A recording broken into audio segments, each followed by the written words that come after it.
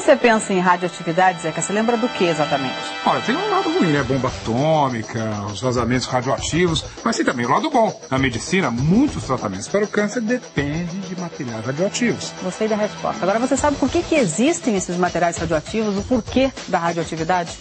Eu acho melhor deixar essa resposta para o físico Marcelo Gleiser. Se fosse possível cortar tudo o que existe no mundo em pedacinhos cada vez menores, que tamanho teriam eles? Será que existe um ponto em que os pedacinhos ficam tão pequenos que não podem mais ser divididos?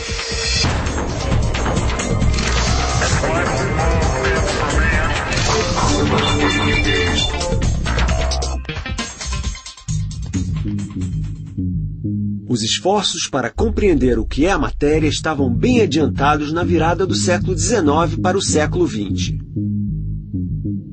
Em Paris, um cientista chamado Henri Becquerel havia se unido ao casal mais famoso da história da ciência, Pierre e Marie Curie, para descobrir um fenômeno da matéria chamado radioatividade.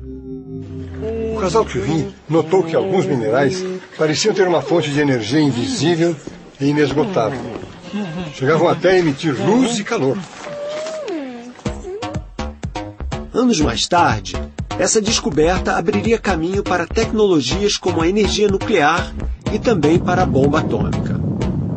Mas na época, ninguém, nem mesmo Marie Curie, sabia dos perigos da radioatividade. O mercado de cosméticos até oferecia produtos à base de materiais radioativos, e as embalagens falavam em efeitos milagrosos atribuídos à radioatividade. Nada podia ser menos verdadeiro. Marie Curie acabou morrendo de câncer, provocado pela exposição aos materiais que tanto estudou. E um dos elementos que ela descobriu, o polônio, foi o veneno que causou a misteriosa morte do espião russo Alexander Litvinenko em 2006 em Londres. O fato é que no começo do século XX, cientistas se perguntavam o que havia de tão poderoso nesses materiais. A causa da radioatividade permaneceu um mistério até que entrou em cena um cientista chamado Ernest Rutherford. Ernest Rutherford é considerado por muitos o pai da física nuclear.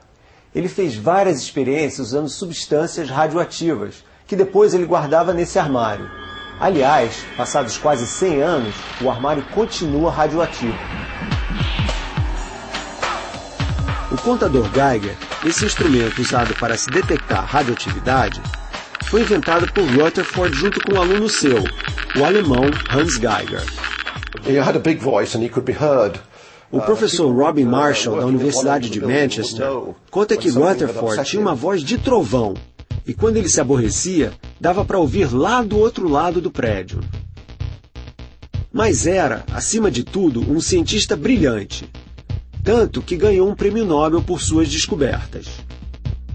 Rutherford é considerado o pai da física nuclear justamente porque descobriu que todo átomo de matéria tem um núcleo, e é no núcleo dos materiais radioativos que acontecem os fenômenos responsáveis pela liberação de toda essa energia.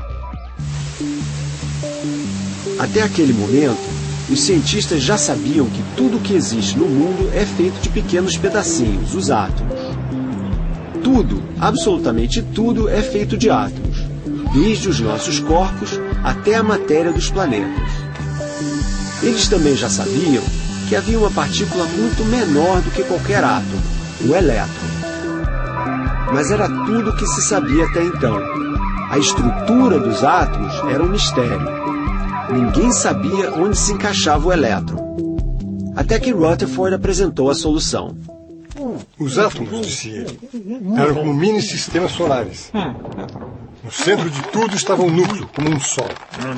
Girando ao seu redor, os elétrons que eram como planetas. E era justamente no centro que estava a explicação para a radioatividade. Os núcleos de elementos radioativos disparam partículas como balas de revólver. São essas partículas que são detectadas por aparelhos como o contador Geiger. E são elas também as responsáveis pelos efeitos nocivos da radioatividade. Como se não bastasse desvendar a estrutura dos átomos que compõem tudo o que existe, Rutherford foi muito além e percebeu algo incrível. O elemento que emite radiação, de tanto disparar partículas, acaba se transformando em outro, um processo chamado transmutação. Justamente o que os alquimistas haviam tentado durante tanto tempo: transformar um elemento químico em outro. A radioatividade é a alquimia da natureza. Por isso, diz o professor Marshall, Rutherford gostava de dizer que ele foi o primeiro alquimista bem-sucedido. Nas experiências que fez nesta sala, que continua radioativa até hoje, ele transformou átomos de nitrogênio em oxigênio. E a ciência, mais tarde, viria a demonstrar que o velho sonho dos alquimistas de transformar metais menos nobres em ouro era possível, pelo menos em teoria. Só que a transmutação ocorre a energias milhões de vezes maiores do que eram capazes de produzir os caldeirões dos alquimistas. São as energias da física nuclear.